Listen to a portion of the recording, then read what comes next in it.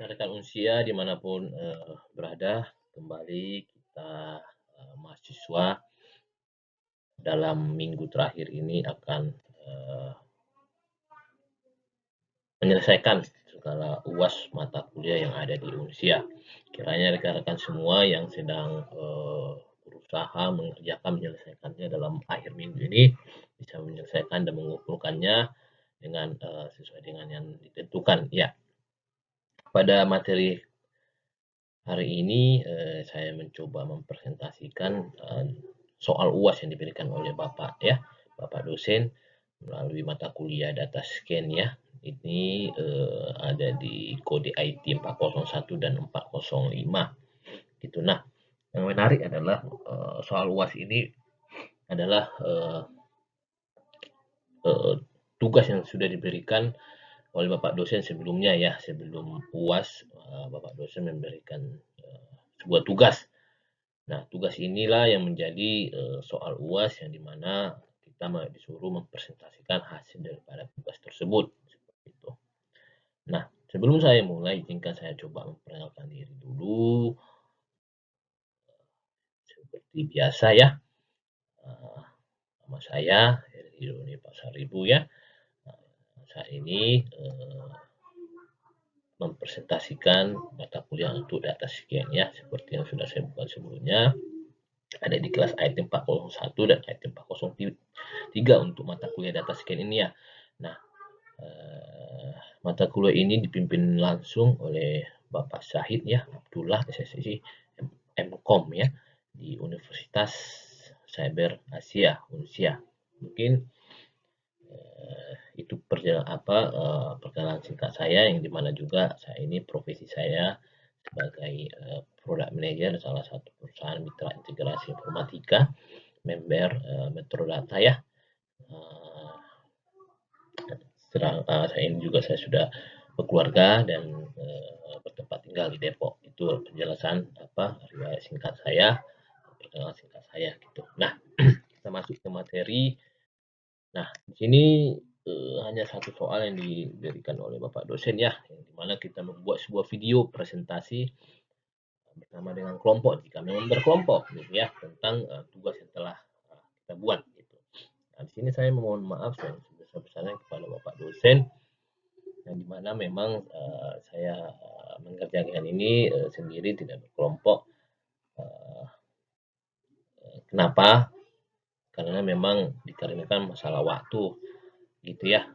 Ketika berkelompok nantinya berbenturan dengan waktu dan berbenturan dengan pembagian tugasnya, tidak ada kesesuaian ya, yang dimana juga bisa dibilang mengikuti Vkon Bapak dosen pun saya jarang ya, karena masalah waktu tersebut, apalagi membuat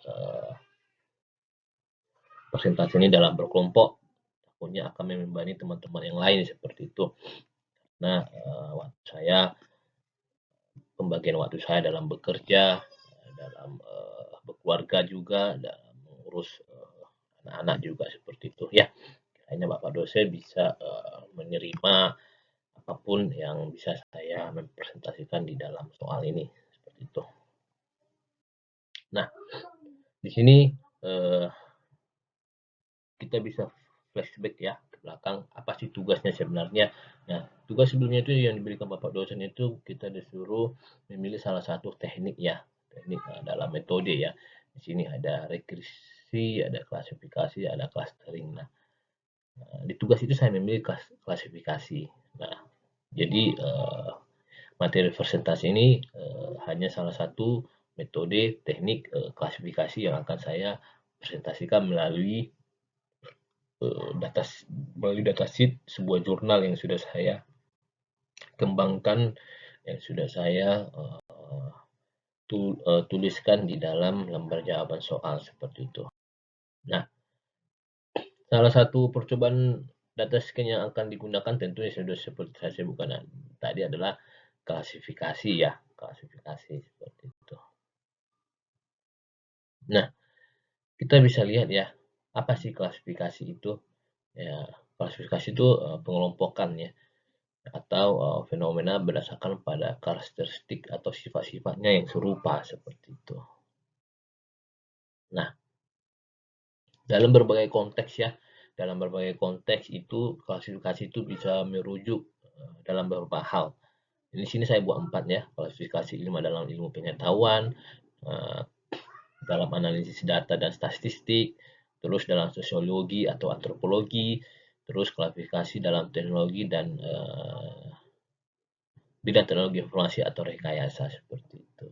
Nah, di sini bisa kita lihat bahwasanya adalah klasifikasi ilmu dalam pengetahuan itu bisa mengacu pada pengelompokan organisme ya, hidup ke dalam taksonomi taksonomi ya yang berbeda ya, seperti kingdom, phylum, kelas, order, family, genus dan spesies ya, spesies gitu. Itu adalah dalam bidang ilmu pengetahuan gitu. Nah, klasifikasi data dalam analisis data seperti apa ya?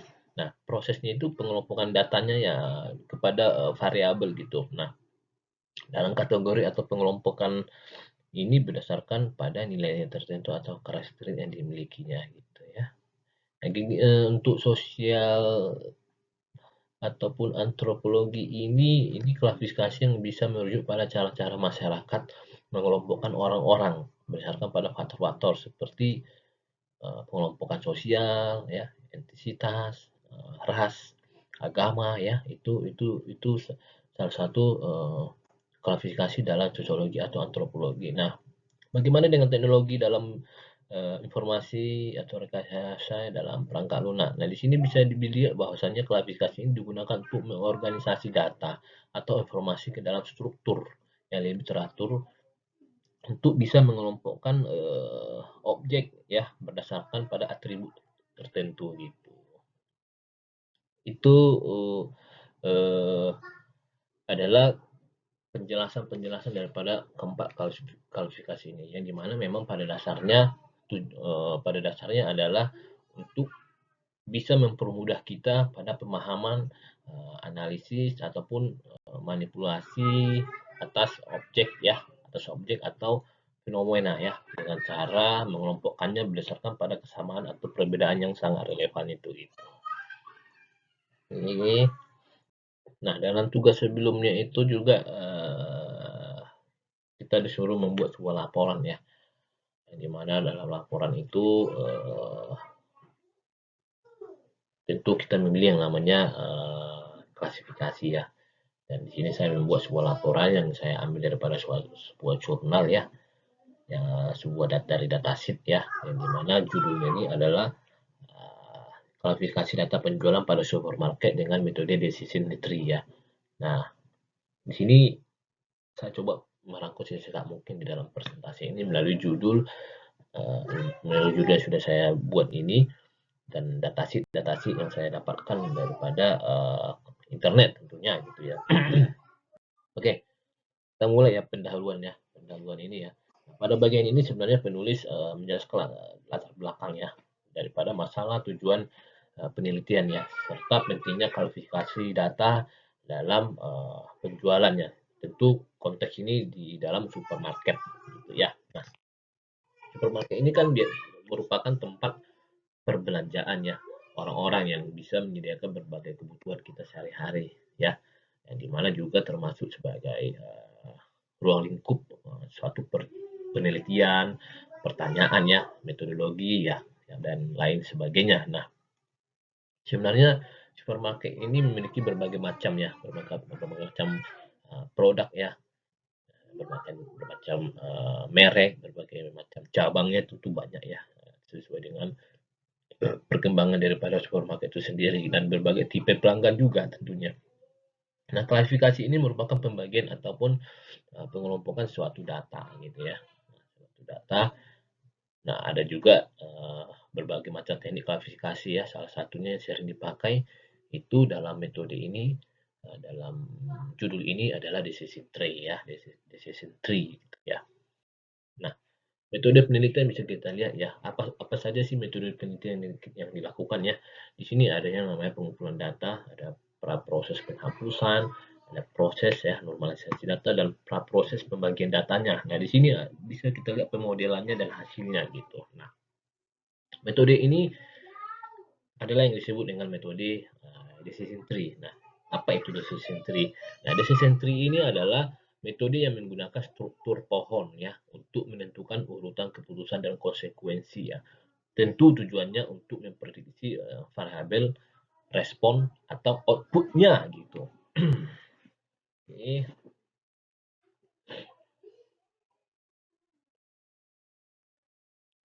Nah, secara umum langkah yang diperlukan untuk membangun sebuah keputusan dengan decision tree ini adalah yang pertama bisa kita lihat mencari nilai entropi dari setiap kriteria yang ada. Terus mencari nilai gain ya dari setiap atribut. Memilih akar berdasarkan gainnya yang tertinggi gitu. Terus membentuk cabang berdasarkan masing-masing nilainya gitu. Nah, terus yang terakhir itu mengulangi setiap proses pada setiap cabangnya gitu. Nah, ini adalah secara umum langkah-langkah yang diperlukan untuk membuat sebuah decision tree gitu. Next. Nah, singkatnya daripada hasil dan pembahasan yang sudah dibuat ini adalah sebenarnya penelitian ini dilakukan dengan metode teknik klasifikasi yang sama dengan penelitian sebelumnya yaitu metode decision tree ya gitu. Nah, data yang digunakan pada penelitian ini tentu berupa data dari penjualan supermarket gitu ya. Secara umum kita di sini tidak menyebutkan merek supermarketnya apa, tetapi secara umum adalah seperti itu gitu. Nah, penelitian ini tentu berfokus pada pengerjaannya ya, yang bisa mendapatkan informasi tingkat penjualan yang lebih baik dengan akurasi tertinggi gitu ya. Nah, serta menggunakan dua macam tipe kelasnya ya. Ada dua macam tipe kelas yang memang digunakan di dalam uh, judul yang saya angkat ini seperti kelas brand dan kelas customer, tipe atau tipe pelanggan gitu. Nah, analisis hasil ini sebenarnya menunjukkan bahwa decision tree ini sangat efektif ya dalam mengidentifikasi pola pembelian daripada konsumen ataupun end user itu sendiri. Yang dimana memang implikasi temuan ini adalah peningkatan dalam personalisasi pengalaman dalam berbelanja gitu. Dan optimasi juga penempatan produk di track atau di tempat-tempat supermarket yang sudah disediakan oleh supermarket itu sendiri ya sehingga orang bisa melihat produk-produknya gitu ya di rak itu gitu. Mungkin itu yang bisa saya jelaskan secara singkat ya melalui metode decision tree yang saya angkat melalui klasifikasi gitu. Kesimpulannya sebenarnya daripada hal ini bisa kita lihat bahwasannya penelitian ini dilakukan akurasi akurasi dan decision tree pada kelas branch yang memang memiliki nilai yang sama meskipun dengan metode pembagian datanya yang berbeda gitu. Nah, dan pada kelas customer tipe nilai akurasi akurasi dan decision tree ini berbeda pada kedua metode pembagian data tersebut seperti itu.